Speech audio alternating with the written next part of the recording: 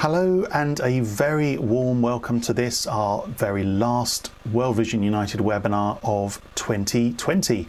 My name is Martin Campbell and I'm the Programme Director for World Vision United, and joining me on the webinar is Helmut Lindl, who's our Product Owner for the United platform.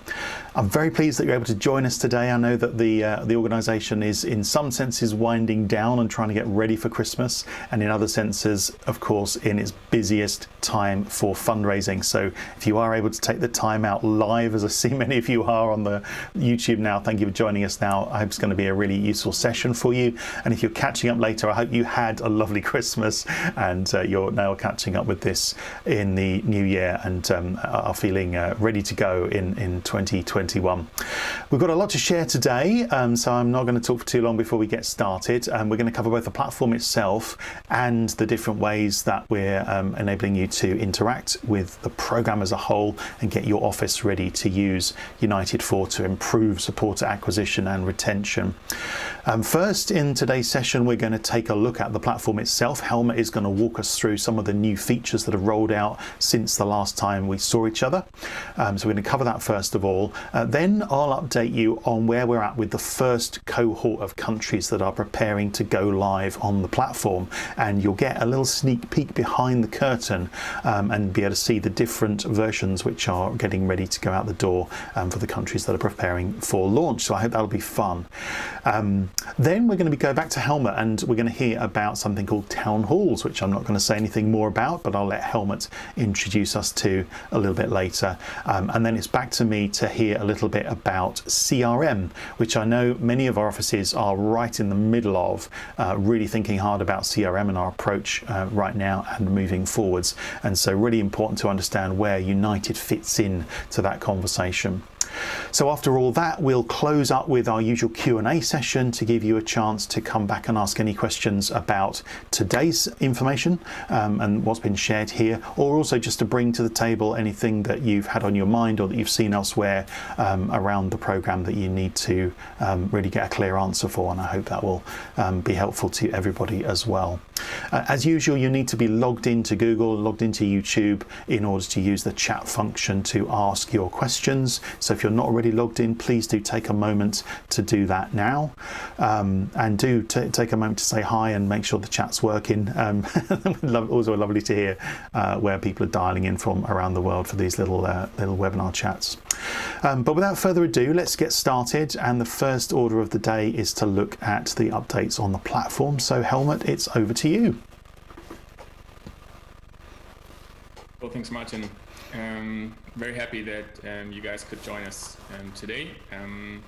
We are going to take a look at some of the things that we worked on in the past couple of weeks and months. We have pre-recorded a little bit of a walkthrough for you, and what I will show you in a minute is first of all a little bit of a front-end walkthrough. So I'll share a mobile version of the front end and some of the functionality that we have built there. And then I will take a look together with you at the Umbraco CMS in the back end a little bit as well. So we'll take a look under the hood and we will go through some of the things that you can do with Umbraco. Not all of them are very new, so some of them we already built over the past couple of months, but I talked to a lot of you in one-on-one meetings, and I just picked some of the things that you guys found exciting or interesting or important from your perspective, and I wanted to just take the opportunity to show them to you as well. So let's start with the front end thing. I want to show you what's available in the platform today, and just a little bit of highlights. And I will do this in two parts. And the first part, I want to show you the front end of a couple of landing pages that we've built in mobile view, because that's how most supporters will see it. And in the second half, I will show you the admin screen. It's in Umbraco in the back end of the CMS. So you can see what's going on under the hood and how you can change and optimize things quickly, easily, and at scale. So the first landing page that I want to show you is a COVID-19 emergency response landing page, and for all of the pages that I'm going to show you, And we just pulled the content off of global sources. So it's what you can find on wvi.org, on StoryHub, on the brand guidelines and so on. So we didn't reinvent the wheel here. And the first thing you can see on this page is that it doesn't have a navigation here on top, no burger menu. And you can toggle that on and off for every page. So if this landing page was part of your sitemap and just a regular product page, you could toggle it on. If it's a campaign page that people come to through paid media and you want to keep them really hyper-focused on the funnel, and then you can toggle it off. I mean, of course, we're toggling it off during checkout, for example, so people don't wander off to other parts of the page while they're supposed to check out. So the first widget you can see here is what we call donation banner, where we already pull through the first step of the product configuration, where people can see the amount. They can already choose their amount. So I can say I want to donate 100 US dollars, and we already have the primary call to action well above the fold. Below that is what we call the click-through hero, because it's optimized based on users clicking through, again, through the primary call to action that takes them down the funnel. Then we have three main benefits of the product that people can swipe through, like this, another call to action. Then a couple of human interest stories that we pulled off StoryHub, again, where people can read a little bit more. So this does not link to any blog articles or anything, so people cannot leave this landing page, but instead they stay on here but can read a little bit more about it. Now we have a specific power claims widget where people can read power claims. I couldn't find one specific for COVID-19, so this is just a general one. We have a testimonial, in that case from a young journalist in Zambia, a video that people can watch. Then some trust indicators. They are World Vision specific, right? Not product specific for now. And again, the specific trust items we need to test and we need to optimize what kind of content we have here. And then we have another primary call to action. And for people who have scrolled the whole page and they still don't want to go and donate now, they have a secondary call to action, learn more as well, which is, I think, pretty standard for landing pages. So that's the first landing page. And the layout I have kept the same for all of the landing pages, but the content is different. So if we want to do the same thing for child sponsorship, for example, we can take a look at this one. I have to accept cookies first. Again, we don't have the navigation here because that's a very specific campaign page. We don't have the donation widget here. What we could do is pull the children on the landing page already. For consistency, I didn't do that now, but I can show you what it looks like in a minute. And you can see that the structure is now the same. We have always the primary call to action. We have the three main benefits of the product that are product specific. Then we have a couple of human interest stories that you can read about. We have a power claim. We have a testimonial from a sponsor. In that case, I just pulled that off the US website. A video for Christmas of first.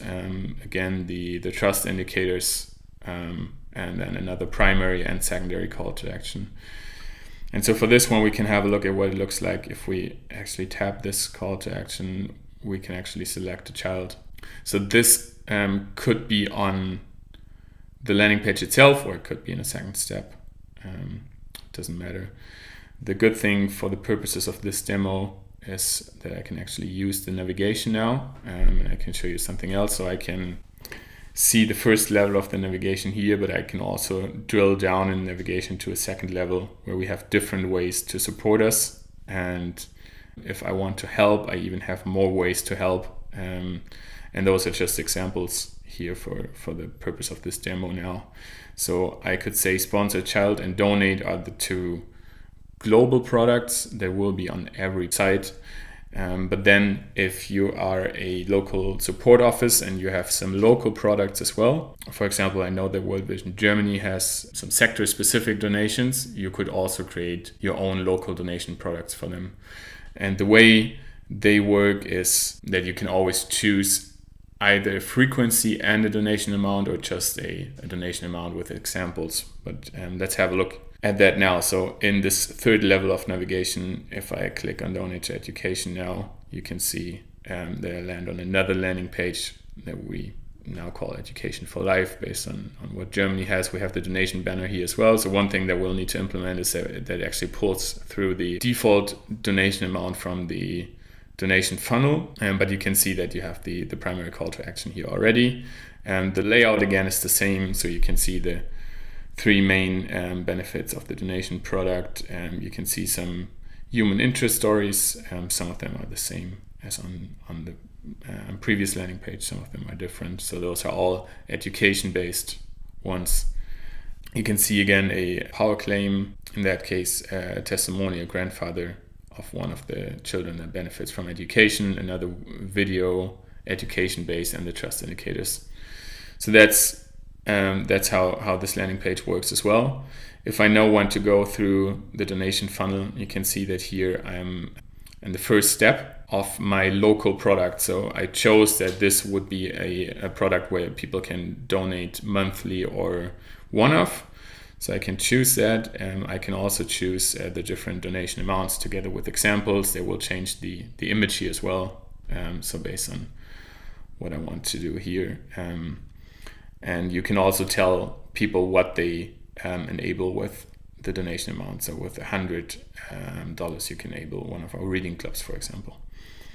Of course, you can also put in $200 or whatever you want, $5,000, $500.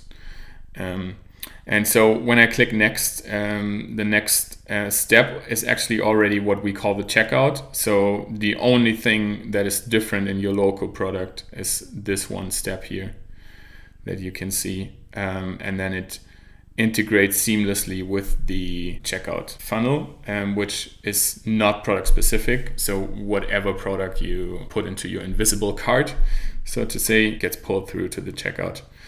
So in that case, you can have a basic layout of local products that you can use for your local setup if you like to. The experience for this is the same as for global products, so we can test this across product journeys, but the content of your donation can be localized. So hopefully we can make sure that we have scale in testing and optimizing this, and at the same time you can meet your local market needs in terms of content for local donations.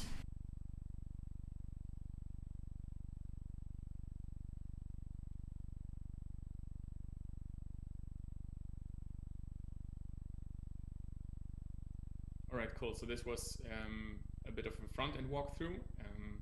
Hope you enjoyed it. Always happy to receive some feedback in the comments as well. And let's take a look at what this looks like in Umbraco in the backend. Let's take a look at the backend then. So this is my Umbraco admin area home screen. And you can see here that we already have the different country sites that Martin will tell you more about as well. I'm looking at the global content side now. We have a couple of forms here. We have settings and taxonomy. And I just want to show you a couple of things that I just showed you in the front end and how they work, and a couple of the cool things that when I talked with some of you in one-on-one conversations, you told me you don't have on your current platforms or that make life easier for you. So I'm here under demo and training pages, and you can just build the sitemap just like you would on a folder structure somewhere on your computer here. So you will see the hierarchy of the pages just like you would see them on the sitemap. So let's maybe have a look at the Christmas of First campaign page that we have here. So that's the one that I just showed you in the front end. And you can see that we have different widgets here. I talked to you about the call to action hero, for example. And if we open that up, you can see that we have the image here with an image alt text, a title, a subtitle, and then a primary call to action. And we could have added a secondary call to action, but since we have a very strong specific primary call to action, I didn't do that. You can also see some help text here about how this works, the character limits, and how it shows for search engines and so on.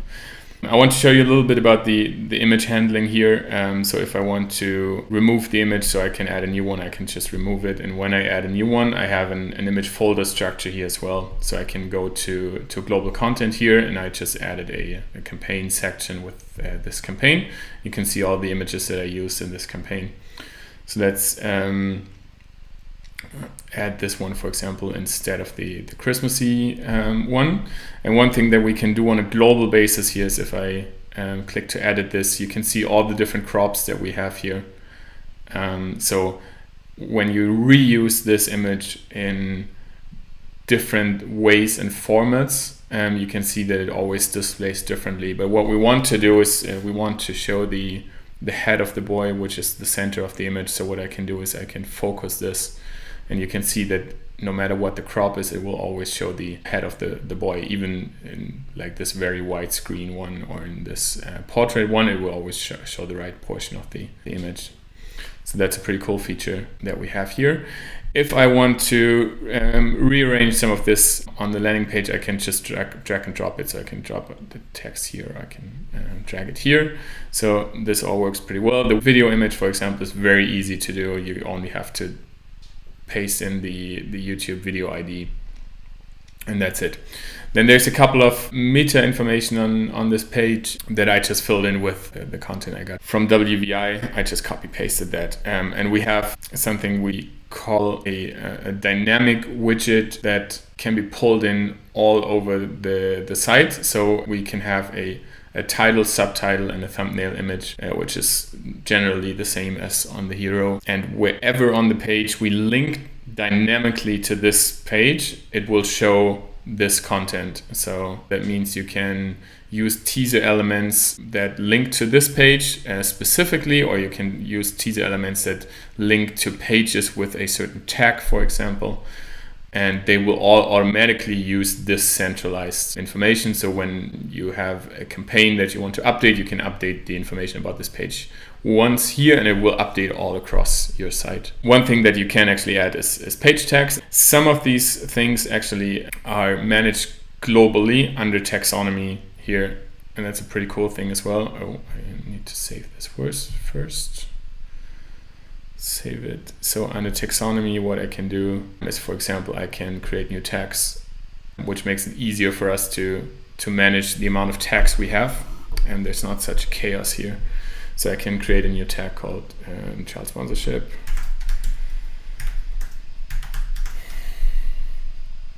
I can publish that. And if I go back to my Christmas first page now, I can see child sponsorship as a tag here. I can add it. We also worked a little bit on SEO and URL management. So one thing you can do, for example, is override a URL now. So by default, your URL will be your page titles. In that case, it would be Christmas of First campaign page. But what we can do is we can say for SEO reasons or for usability reasons, we want this URL to be Christmas of Firsts, and it will override that.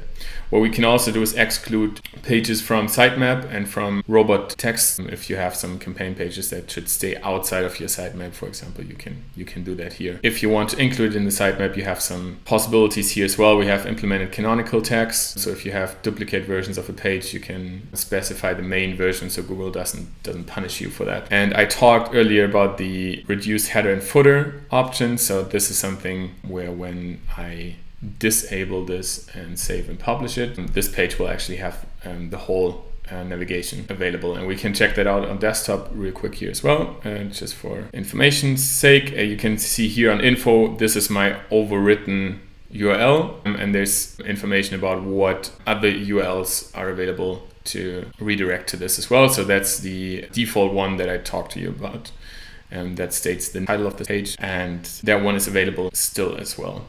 So let's have a look at the front end here. So we have the new image here, and this navigation now looks like this. So you can see on one glance the first level of the navigation, the second level of the navigation, and the third level. And you could also go to an overview page, which is optional. I think it's quite a flexible way of making sure you can let your users navigate to different parts of the site here as well. Yeah, in terms of SEO, there's one more thing I want to show you for the more geeky people here. I can show you that we have href tags as well. So you can see that what we did is, since our content staging site is not indexed anyway, we won't do any harm with the href tags here. So what we said is there's very few chances that we will bring the US on board of World Vision United 4 anytime soon because they're just too big. So that's why we picked for our global content English US as href tag, just for our testing. But if you have your own website, it will automatically set those as EN-UK or DE-AT or something like that if you're in Austria. So we have those href tags here. In terms of analytics, there's something that's currently in testing. So we have a data layer, you can see here as well, which will pull through some information like content type, which is a campaign page type, and so on. So some page level tracking. We also have implemented all the event tracking of stuff that supporters can interact with. And we also have implemented enhanced e-commerce tracking in the data layer. So if I go to the main call to action here and I can see different children and I go through to checkout. So let's say I've chosen a child to sponsor. And this is my first step of the checkout. I should be able to see the page level tracking here again. And then somewhere down here, I could see the GTM tracking bit here as well, which tells me what my currency is, which step I'm in, what the product is that I'm buying, what the price is that I'm buying for, quantity, and so on. So all this stuff will be pulled through to Google Tag Manager and will end up in your Google Analytics part as well. So this is currently under testing, but will be available as soon as it's vetted by the global team, and then we can push that live as well. So those are just some of the options in the backend that you can have on a page level. Things you can do as well. You can copy pages, for example. For us as admins, it's quite easy to create templates as well. And what we also have is translations of pages. So I could easily push this out to South Africa now, or to World Vision Spain, and it would be in Spanish automatically. So it's easy to do that. Those are just some of the new things we have implemented, and I didn't want to miss the chance to give you a bit of an overview of what that looks like under the hood. I hope this provided some value for you, and happy to show more things in the upcoming webinars. Thank you, Helmut. What a comprehensive walkthrough. I was sitting through that for the second time. I have seen a sneak preview and was very much kind of still struggling to keep up just with the sheer breadth of what's been delivered. You probably get a sense there of the pace of delivery on the program. That's all of the stuff that you saw demoed there has been delivered since the last demo. The last demo covered sort of everything to date there. So there's a lot going on the platform, and thank you, Helmut, for taking us through that. I see we've got some questions starting up in the chat about those, which we'll come back to. I'm glad to see that we have some fellow geeks out there as well. It's always good to appreciate the geekiness of it. So let's take a step in a different direction now and take a little look at some of the implementation side of things. So you may remember that World Vision United 4 began life back in the spring of this year. That now seems a very, very long time ago. And we actually delivered the first pre-production version of the platform to the UK office in July to start working on content and really to help us build out the remaining features of the platform with a sort of agile approach of actually using it with content in, which of course makes it much easier to actually work on. But since October, we've actually moved up a gear, and we've been working closely with 3 offices to prepare to transition their own websites over from their current platforms onto United 4. So Spain is going to be moving from United 3 to United 4. Jesus, I see you're on the chat today. I know you've been doing a ton of work on this. Thank you so much. It's looking really good. I hope you are me sharing a little bit of a sneak preview of what's going to be launching for Spain. Also, we've got South Africa, who are moving from a small local provider onto United 4. And then finally, in cohort 1, we've got the UK, which is moving its current agency-provided acquisition platform over to United 4, and then we'll be following with its retention platform later on in 2021. So with that in mind, and bearing in mind that all different different countries are coming at this from different angles, I wanted to sort of dive behind the scenes and see how this is shaping up, really just to give you an idea of what it's going to be like for your office to go through this transition if you're not already there. So, part of the transition happens right behind the scenes where we hook up the technology. We're hooking up payment providers to enable credit cards or regular gifts to come through in the right format with the right providers for your local currency and local providers. And part of it, of course, is about CRM data, more of which later on, but making sure all the data you need flows through to your local systems. But a really important part of the setup happens on the platform itself, and you can see that United 4 has been designed rather differently from previous versions of World Vision United, in that it's not an empty book or an empty framework requiring each support office to recreate very similar content, but it comes ready-made with content drafted, requiring just minimal work from each support office. So I know Helmut's just been demoing some features, and maybe you've seen some things there that like, oh, is that in the right place? I saw some comments about that in the chat. Possibly not in those technical demos, because we're just demoing stuff really, really fresh for you. But by the time this gets delivered through into a draft site for your office to start work on, you'll actually find everything squared away in the right place. And because all of the content is written and structured from the supporter's perspective, it makes for a really intuitive experience centered around the supporter's expectations and the supporter's need. We don't need to represent our internal departments or structures on the website as we might have done in previous years. We want to present a really clear version of what we do, how we do it, and how the supporter can help, all told in words that the supporter can understand. And the way that the site's set up is based both on the work that our global marketing colleagues have done in recent years around the right wordings, the right language to use, the right power claims, and the right structures for content optimization, and also some much more detailed work that we've done, particularly around the web user experience, where we've worked with groups of supporters to really understand what they're looking for and what they see as recognizing when they find it. So, lots gone into this, and it just means that as the content is deployed to you, it arrives in a really useful state. And of course, as the content is deployed, we take that core content and ensure that it's adapted as it needs to be for local needs, for your Pacific office needs. So here is the homepage of the South African version of the platform, for example, and you can see that whilst the images have been varied in some cases, most of the content remains the same as you'd find on the UK and elsewhere in the platform.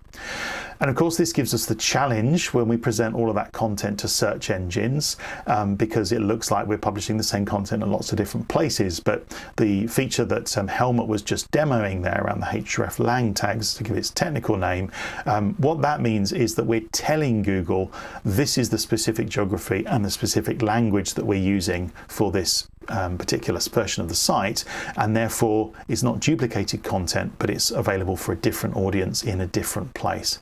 And that really helps Google and other search engines to direct the appropriate supporters using search to the appropriate versions of the platform.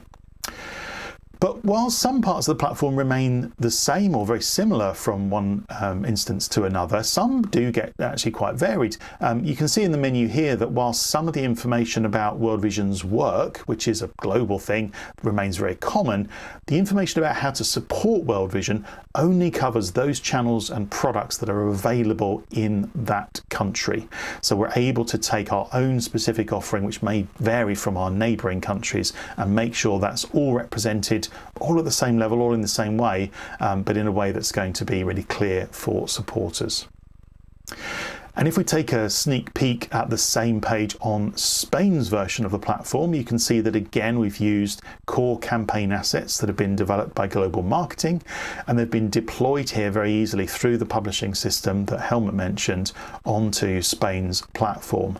And the way that process works, we'll cover this perhaps in a little bit more detail in another webinar, but first of all, the content is automatically machine translated, and that's all of the content, all the labels, all the menu items, every little bit of wording is converted to local language using machine translation. And then, of course, the local team are able to tweak those translations to make sure that they make sense to supporters, because, of course, machine translation only gets us so far. And we want to make sure that we can really optimize this for a fantastic experience. So this ease of publishing is really important because the platform isn't static. We're not intending to deliver something that's fresh at the start of your launch and then just kind of gradually goes stale over a period of time. New stories flow regularly through the core platform into each country's United 4 platform to keep the platform looking fresh for users, ensure there's always something new for them to see, and ensure that we update our brand guidelines and messaging and deliver those optimisations that we're working on that our analytics tell us that we need to make changes on, and we deliver those through onto the platform. And of course we want to do that centrally so we can supply all that to each support office so that we don't each have to go and do the same job repeating that work again and again. And that's not just important for supporters who are obviously looking for something new to be interested in that day, or something very topical about something they've heard on the news. It's also really vital for search engines, because search engines can tell the difference between a site that just sits there and a site that's regularly updated and is talking about topical things and really engages people. So making sure that search engines rank this site as a good site is really down to making sure that that content flow keeps on at a regular cadence. And speaking of search engines, we've seen here in what Helmut showed us that we've added a lot of sophistication. Those menus are pretty sophisticated menus. They work, as you saw, on both mobile and desktop in different configurations. There's a lot of sophistication there, but of course we've had to make sure that we keep an eye on speed. If you saw the last webinar, you saw just how well United 4 performs on key metrics around speed, and that's vital both for search engine rankings and for supporter experience. And we've kept, with the latest releases, we've kept the performance where it needs to be, not just the fastest in the partnership, but the fastest in the sector, because our supporters expect things to happen quickly, especially now more of us are getting our interactions happening digitally after a year of isolation or difficult working conditions that we've had through 2020. Now, the sites that I've shown you here are all preparing to launch over the coming months, and they're all part of the first cohort. But as we move onwards through the Christmas break, we will get started on our second cohort, and that will be another group of offices who are making the transition to the platform. That second cohort is now full, and so the next available opportunity to start joining the United program will begin in April 2021 onwards. So if you'd like to be a part of that cohort and you're not already talking to us, please do get in touch as soon as you can. And I'll talk a little bit more about the product roadmap and where we're at in terms of timings on that a little bit later on in the webinar.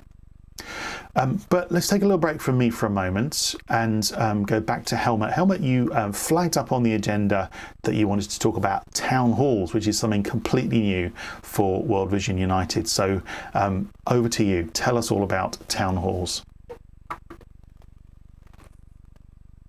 Yeah, so far, thanks Martin. That was a really good overview of all the different languages and the different sites as well. So I'm already excited to see those sites going live. And of course, most of the webinars that we're doing are kind of retrospective. So we're sharing with you what we've done in the past month.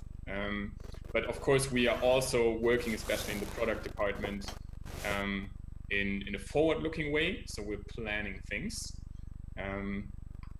And we want to make that planning process as transparent as possible. So in one of the past webinars, I have shared with you the way we're working with Product Board, where you can always see an up-to-date version of what's happening in product planning and which features are requested, which features are announced, and which features have been launched in each month. So I encourage you guys to take a look at that. You can find it under worldvisionunited.org, and then product portal, I think is the navigation link.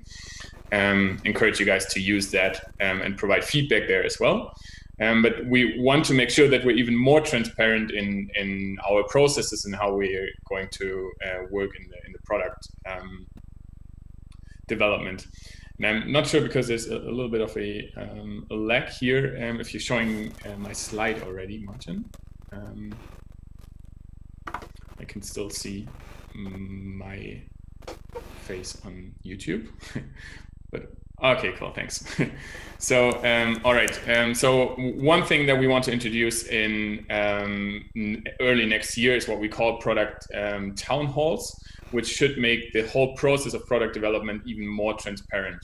So those will be 45-minute sessions that the product team will host, and it will be different people from the product team.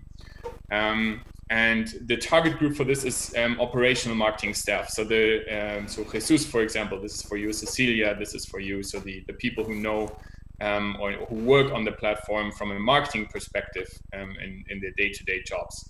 And what we want to do is pick some features that we're working on really early in the process. So I would say at the wireframe stage maybe, and pick things that are marketing relevant, so more front-end related things where we have a little bit of a bigger feature coming up, where we have design choices, usability choices, and so on.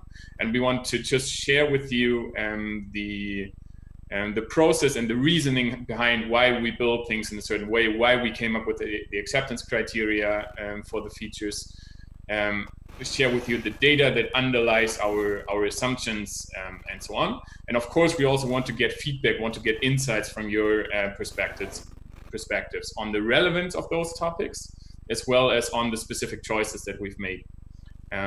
So this will help you to have a voice in this process early on before we've spent lots of time and money in development. Hopefully it helps you get involved in the process a little bit more as well, and helps you work with the tools that we're using, like product board, and the concepts that we're using, like hypothesis validation, scoring and prioritization, and those kind of things. So it's supposed to be a collaborative session. It's open to everyone who wants to join, but as mentioned, the target group is operational marketing staff. So the first date for this will be January 14th, and we will always host this on Thursdays at 10:30 UK time. So for most other European time zones, it's 11:30. And we will share a link where you can just sign up for this and receive a calendar invite on worldvisionunited.org on our community hub as well. So feel free to just sign up and take part in this process as soon as it starts. Yeah, so that's it from the product town halls. I'm already excited about this, already excited about all the input that we'll get from you guys. And looking forward to starting this in the new year. Over to you again, Martin, to more technical topics again.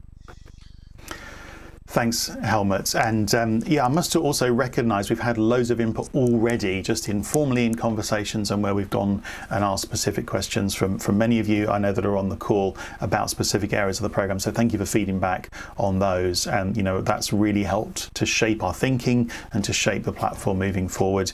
And really, this is a recognition of where we're getting to in terms of scale, that we need to engage with a broader group and make sure that everyone has a voice in how the platform gets shaped.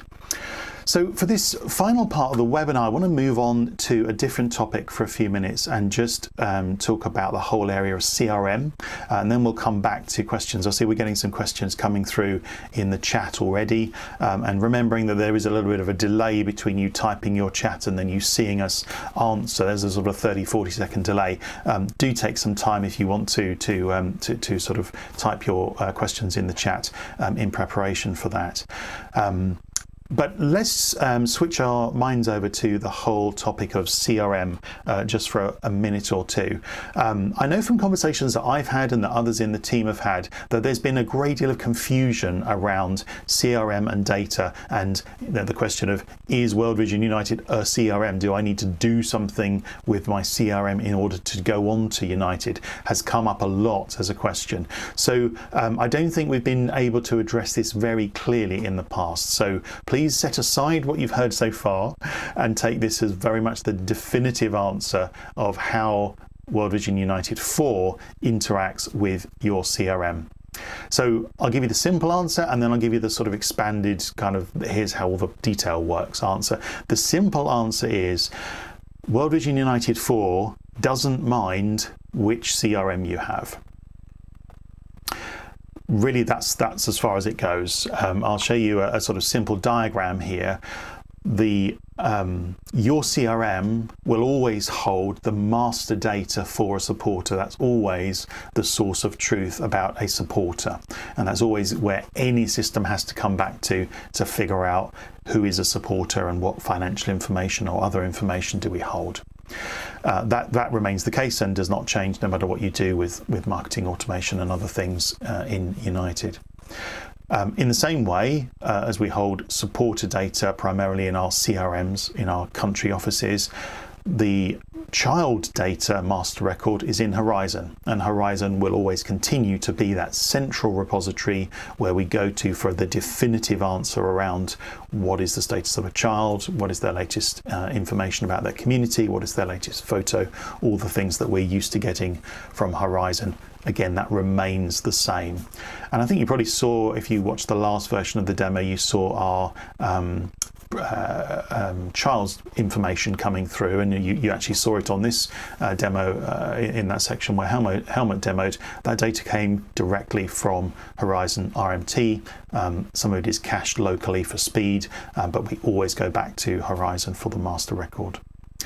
So the area where United 4 does hold data is it holds an online version of the data gathered on the platform itself. So obviously a supporter might supply information directly to the web platform, and that's where it holds that information initially. And then as soon as it can, it supplies that data back to your CRM. And then of course your CRM might well then update United back in turn and say, oh right, okay, you've given me this transaction to do, well, here's the outcome of that transaction, record that back in your local version, United. But at every stage, the local CRM remains the master record of what is going on with supporter data. Now, so far, we've developed CRM connectors for United for the Echo and Simmer CRMs that are used in our Cohort 1 countries. And we're also developing further connectors for the current version of iVision, replicating what we can already do with United 3. And we will also be developing other CRM connectors as we move the rollout further. And that will really depend on which offices come on board in which order, because that will really drive the requirements of which CRMs we need to support. We're already working on some of the newer connectors that will be coming into effect with new CRM programs that are coming through, and we've already done some prototyping there. So once we have a good engine in place, individual connectors are relatively straightforward to deliver. And the real driving force behind that is that as we develop these different connectors for the different databases that we hold, or even sometimes the different structures we hold within the same technology databases, the underlying idea is always going to be to deliver as much data as possible into the CRM in the smoothest and fastest way possible.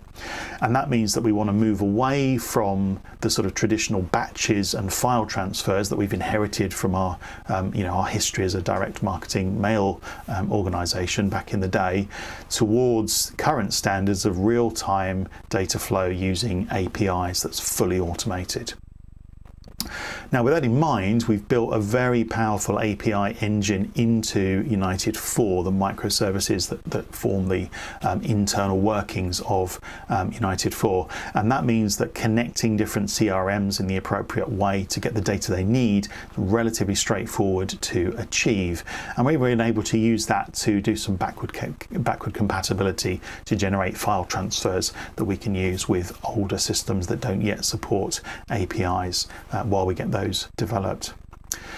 Now, in order to launch new products and offer richer experiences to supporters, things like the full experience of Leapfrog, for example, we anticipate using data which may not currently have a home in your local CRM yet.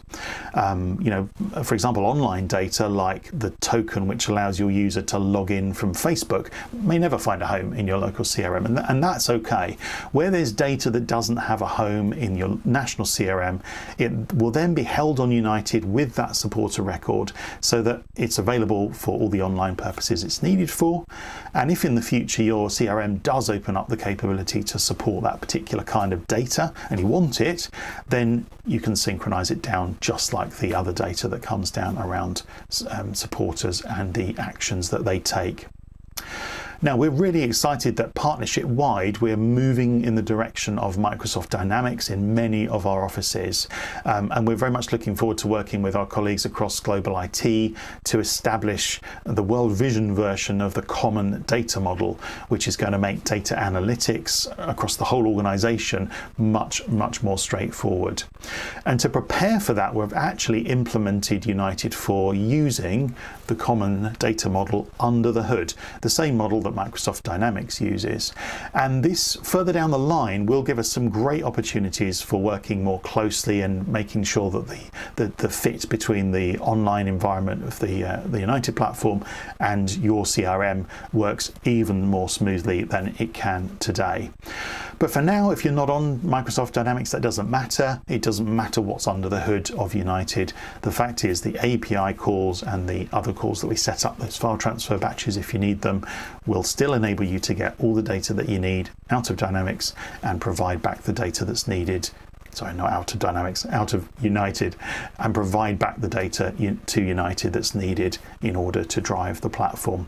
And we've also kept that data really light by making sure that we pull it from the master source wherever we possibly can.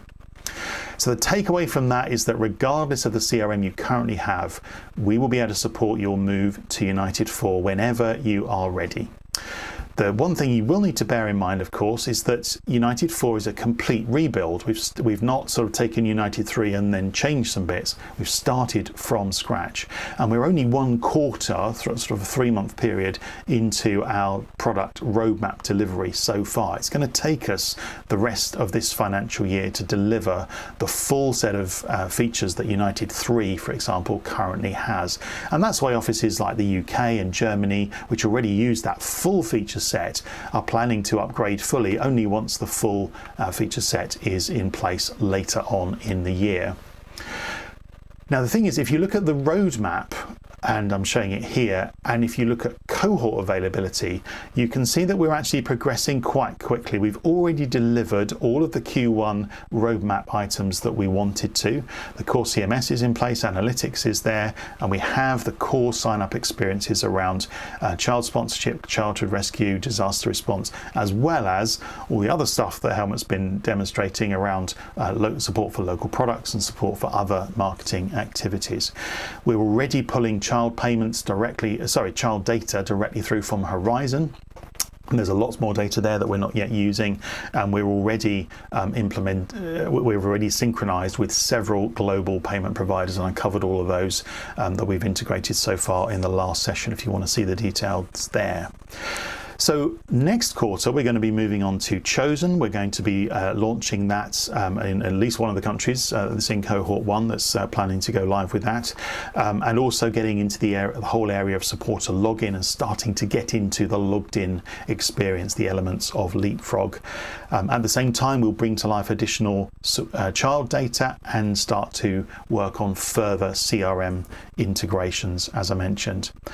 So by Q3, we'll be launching the first versions of the My World Vision experience, the portal experience, as we often call that. And we'll be working very closely with our colleagues in global marketing to make sure that the Leapfrog functionality comes right out of the box and ready to go for your supporters there. So you can see that by Q3, we're already on track, and we've stayed on track with this roadmap. We're already on track to be delivering pretty much the full feature set of the core elements of most of our websites that are available around the world. And by Q4, we're starting to extend. We're getting into things like gift catalog, email automation, and social automation, which are not currently part of United 3.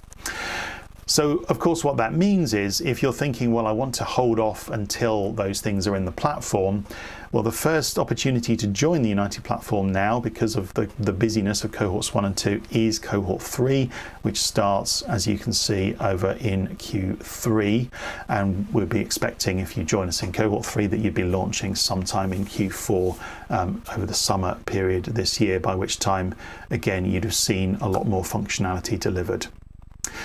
And of course, the office is already on the platform. We'll be receiving these new features as and when they are released. Some of them sort of come as a package, like, for example, the logged in experience, but others are available simply as part of the 2-week rollout that happens every time we do a new release onto the platform. And that's really just important to make sure that we learn from our optimization and that we continually step up the supporter experience, because the whole point of this platform is about getting your acquisition where it needs to be to return our supporter base to growth. So we've covered a lot today, and I know we've gone through it at a fair clip, but I'm aware of just how pressured everybody's time is. So thank you for bearing with us. Do feel free to just flick back through this and kind of go over any of the bits that you sort of didn't quite get on the first pass. I've certainly had to do that with some of the demo areas, even though I have had the opportunity to see them previously. We've covered the new features to the platform and how it gave us a demo of how it works on the front end, as well as just really scratching the surface of a lot of things that happen behind the scenes to give us great search engine optimization and great performance. We've also had a look at some of the pre-production platforms for UK, Spain, South Africa, and we'll be really excited to see those go into production environments early in the new year. We've heard about the town halls, which are starting up early in the new year and which you can sign up for on the website, as Helmut said. And then we've touched at the end on CRMs and hopefully set your minds at rest around being able to move when it's right for you and when it's right for your supporters. You don't need to wait for a new CRM in order to give your supporters a really great experience on their digital platform. So I hope that's been a useful session so far. I do want to throw the floor open for some Q&A, and I see we already had a little bit of a chat going on here, and I see that there's some questions around the idea of having a single country with multiple languages going on, so sort of multiple language versions. Helmut, could I go over to you and ask you to sort of explain our thinking on this so far and where we're going to take it? Yeah, sure. Thanks, Martin. And thanks to World Vision Finland for that question. So for some countries, not even Finland, but maybe countries like World Vision Switzerland, we will have to build this anyway. And we have already set up the platform in a way with all our automated translation and so on that this can be supported. And from a technical perspective, it's not even that big a deal. I think as a country, you would have to think through all the consequences, right? So the way this works right now is that this is an automated process. So once you enable a second language or even a third one, you would have all your languages in 2 variants, and the automation would work automatically. So if you're using the Finnish use case where you have a very small percentage of Swedish-speaking population, you might say, okay, I'm content with the automated translation for this, and I'll just let it run, and you can do that hands-free. If you're getting into manual translation and providing all content or providing different content for different languages and so on, then it becomes more complex, but again, not from a technical perspective, but from a content perspective. So you would have to weigh the effort that you would have to put into maintaining multiple languages if you want to polish them manually. But from a technical perspective, from a product perspective, that's definitely on our roadmap. I would say as soon as we launch Switzerland, we'll have that anyway. So that will be sometime in this financial year, hopefully. And I know there are some other countries like World Vision South Africa that would benefit from this as well. So that's definitely something you'll see on the platform. Thanks, Helmut. And it's also worth just touching, as we're talking about the sort of country variations, it's also worth touching on the sort of setup variation that is available. There's an awful lot about the platform that in previous versions has had to be hard-coded, different things developed for different countries because they work in different ways. The way that we've developed this program is to really take on board all that learning about how modular the program needs to be, how modular the platform needs to be, so that we've made most of the things which were previously requiring developer input into configuration options. So as you do make changes and deploy locally and you take on board national variations, there's often going to be just a simple configuration way to handle that. So one example I covered in an earlier webinar is the sort of tax treatment of donations, where that definitely varies from country to country. In the UK we have something called gift aid. In Spain we have a tax reference that needs to be added. The checkout is already configured to take various information and have a page that specifically deals with your local variation of that. So wherever possible we're going to make that part of the thinking of the platform to be able to deliver different versions in different ways. I'm just looking at the questions that are coming back in. Would it be possible to have different language sites within the same country? Definitely yes. We've got that in Finland with different versions. Would it be possible to have the language sites be only one informational page and not all of the content that's on the main language site? Yeah, I mean that's what Helmut was referring to there, and we've looked at that use case, because there are some, for example, South Africa, there are some countries where there are a lot of languages, and technically we can support, I think, 8 of the languages that are spoken in South Africa. Not all of them are available for automatic translation. But the overhead on being able to translate the entire platform into that kind of place is very challenging. So there we'd have to get into the detail of what the particular circumstance is for your country, because of course if you only enable 1 or 2 pages in that language, then how do we make sure that we can still give those supporters a good and rich experience? It may be that you want to say, well, actually, I'm going to, the reality is if they don't get a translated version from me, they're going to use Google Translate anyway, which is, by the way, what we use behind the scenes to translate the site. So we may as well actually make sure that we've got a core that's there, including the donation funnels and the key elements that we want supporters to participate with.